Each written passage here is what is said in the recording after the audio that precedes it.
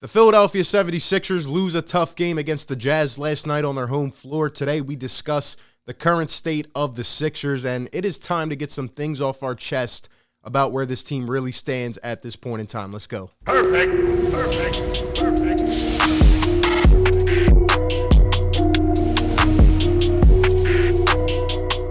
What is going on, everybody? RB here. Welcome back on into the show. Like always, hit the thumbs up for your boy. We're continuing to grow the family. I appreciate it. Hit the subscribe if you're new, and hit the bell so you get all the notifications when we drop content or go live. Today, we're back, and last night was really tough. You know, the Sixers going up against, by the way, a really good team in the Utah Jazz, at least in the regular season. They are filled with snipers, and they're just a talented squad from the bottom to the top, man. And they came in and completely ran us off our home floor. And, you know, it was close for about half of the game, and then Utah just kind of pulled away and just did their thing. And going, you know, with the common theme of the last couple games, it's just been struggles. And I know the Sixers were on a 3-game win streak. They had a great win against Atlanta in comeback fashion in the ATL last Friday. But then the couple games after that, they struggled against a depleted Hornets squad who was missing a ton of players. And then we go up against a team like Utah, and it kind of sets a benchmark as to where this team is at. Now, you know, again, these are my personal thoughts and opinions, and I'm going to give my honest truth about where we're at. But, you know, like always, I enjoy hearing all of the thoughts and opinions. That's what this, you know, channel is for. And I would love to hear your thoughts about where the Sixers currently stand down below in the comments. But anyway, let me just go ahead and get into this. It's going to be more of an informal thing. I woke up today, and I'm not feeling too hot about this team right now. I'm not. And there's a few reasons for that. Number one, I'm watching Joel Embiid go through the motions, and, you know, it seems like he's finally getting back to MVP form. Again, another great game from him last night. I know he missed some time, but he still had 19 and 9, and he had a pretty good game. Now, that follows up a couple other great games, and I'm watching him out there on the floor, and I'm watching his usage rate go through the roof. There's so much that Joel Embiid has to do just for us to maintain our place in a game. And that even provides more worries about this entire season in terms of him staying healthy and then, you know, just trying to get him in that right groove where he doesn't have to do literally everything to put this team on his back. But you know what? He needs some help, man. He needs some help immediately. And obviously that's going to come back to this whole 2-5 situation, which is definitely a doozy right now. But even the guys that are here, man, we need more production, efficient production out of who we have. Now, when you talk about the 2-5 situation, obviously it's crazy that this is still going on. By the way, the NBA trade deadline is 2 months from today. And obviously on December 15th, which is in 5 days, guys can get traded even if they were signed in the offseason. So these next 2 months are going to determine a lot about where our team stands going forward as a franchise. And it's a tough situation. You know, we talk about the fact that the Sixers have kind of won this battle where it's like, you know, he has to either come back or something has to get agreed to or negotiated between Rich Paul and Daryl Morey in the NBA. I'm surprised the NBA hasn't stepped in yet. If this was a team like the Lakers, of course they would have stepped in by now. But yeah, it's a tough situation, and I know there's this reactionary tale here going on where it's, oh, trade him today. But if you're Daryl Morey, again, you have to look at the future of this team because, you know, say you get back 2 role players or a fringe starter that doesn't even provide as much value as 2-5 used to bring, then at that point, you're pretty much conceding. Look at how Tobias Harris is playing right now, right? You know, he's been producing, putting up his 18, 20 a game, but it doesn't really seem that efficient. Tyrese Maxey has had to defer to a lesser role, and he just doesn't look comfortable yet in the offense with Tobias Harris and Joel Embiid in there. So there's a lot of issues. And if you don't get back an impact player, where does this team go towards the future? Honestly, if you want the honest truth, it seems like we could be headed for a retool if we don't hit right on this trade, if we don't hit the right mark. But anyway, you know, that situation is obviously going to derail this team. And I think we've all said that, right? This team is not a contender until we get that final piece and see what happens with this roster. Unfortunately, 2-5 hasn't been able to handle business like a man, come back, work something out, and the team and him are just at a standstill. I'm telling you, there's nothing that's going to happen between now and the trade deadline. I don't see them coming back. I think this is just going to stay like this. And I've said before, if this continues beyond the trade deadline and it goes for an entire year, then we have some serious conversations to talk about. As of now, all we can really do is hope that Daryl Morey gets something done.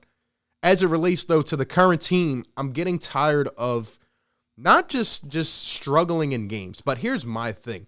Now, I put more stock into the regular season than most people do. I think, even though it doesn't matter, more than 75, 80%, what matters is that you develop your identity, your team meshes together, you find that chemistry, and at the end of the day, you get ready for the long journey of the playoffs and trying to get to the finals. But more so, what I am pissed off right now about is the fact that I don't see adjustments. I feel like even though we are shorthanded, we have a hole in our roster, we get all that, right? All that's given. We don't adjust. I watch the same thing every night. I watch Joel Embiid get run into the ground, and he pretty much shoulders the weight of this team for half of a game, 3 quarters, keeps us in it, but we end up just dying out. We don't have enough production. Now, Tobias Harris, like I said, is averaging 19 on the season. It feels like those are quiet points. They don't seem too efficient. And I'm seeing way too much isolation Tobias Harris ball, and it's just taking away opportunities, and I feel like he's being asked to step into a higher role than he's supposed to because, again, all he is a third option. That's it. He's not a solidified second option by any means. Then you got Tyrese Maxey, who seems uncomfortable with this squad right now. He's back to taking 5-7 shot attempts a game. He's not driving. He's not getting to the rim, and I just don't understand why things have drastically changed. Now, here's where I was wrong.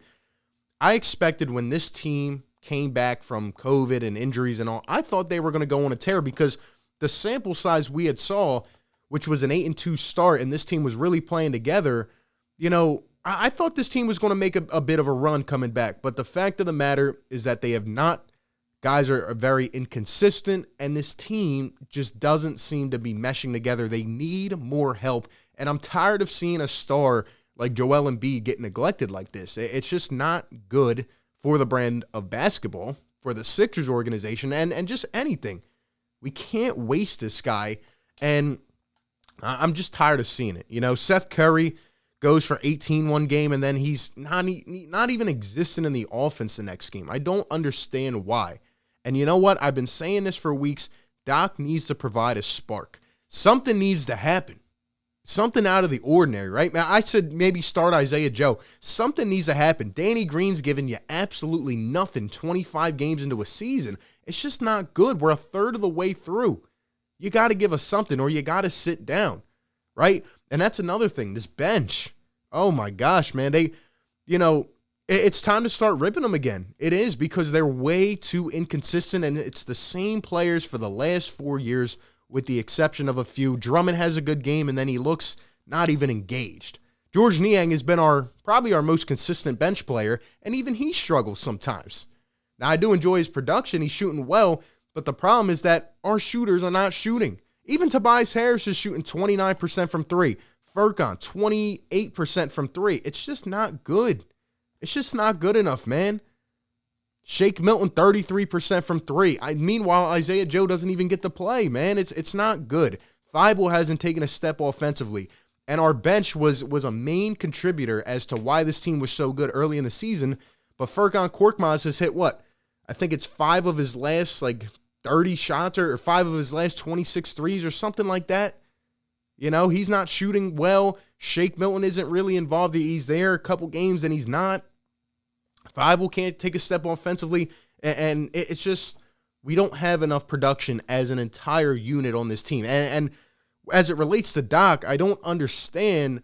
You've been through so many different things and you do the same things. You bring in the bench lineup, all bench lineup at the end of the first quarter. You bring them in at the beginning of the fourth quarter. You do the same things every night. This is what I'm talking about. There's no adjustments. Why not, try to wiggle things around, make things work, make things fit in different places? Why? Why not try to configure something here that's going to work? You have to change things up. You can't be stuck in your ways, and that's what it feels like right now. And the honest truth of it is that until this 2-5 situation is figured out, and who knows what's going to happen with Tobias Harris, but 2-5 is the main thing right now. We need to get a player back. And honestly, if you want the honest truth, as I've been saying, for 5 months now, we need another star.